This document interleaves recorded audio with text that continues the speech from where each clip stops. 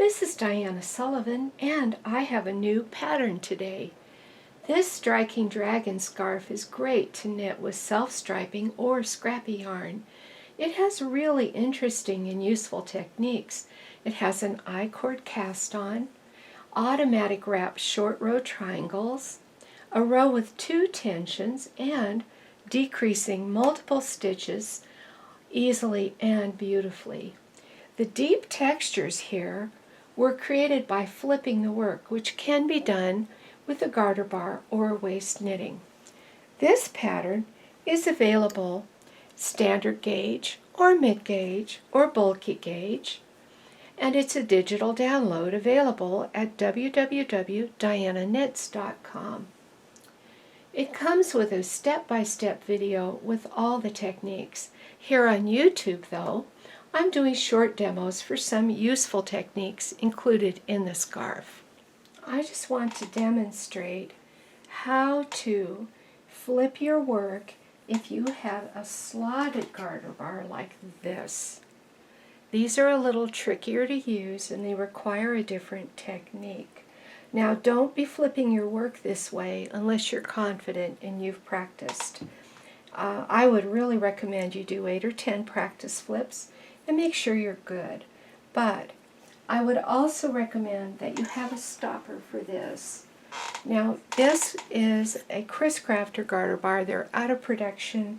I think you can probably find them used, but they're going to be fairly rare. And in case you have one, I'm putting up this video. But my other videos show how to flip it with a regular garter bar, the one that comes with a pattern. And I have also shown how to flip it with waste yarn. So those all work. I'm putting the stopper on. This will keep the needles from moving.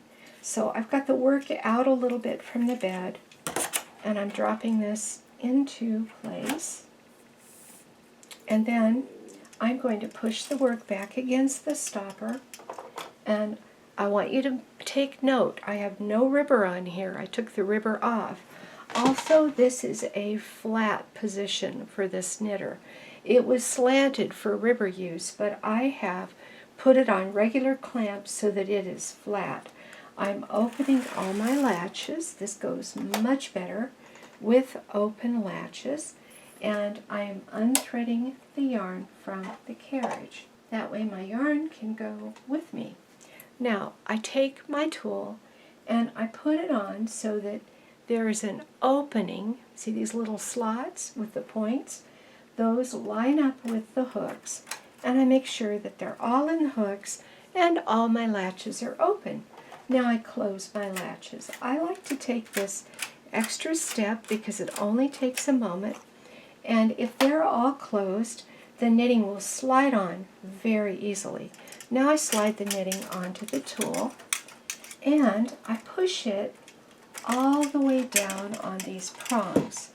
I want the knitting to be all the way down at the base of all these prongs. And now I'm going to lift it off the machine, but first I push back just a little, not far, just enough to open those latches. You don't have to, but hey, it all helps. And I turn the knitting around so that the knit side of my recent rows is facing me, and my weights and my comb, that stuff is all toward me.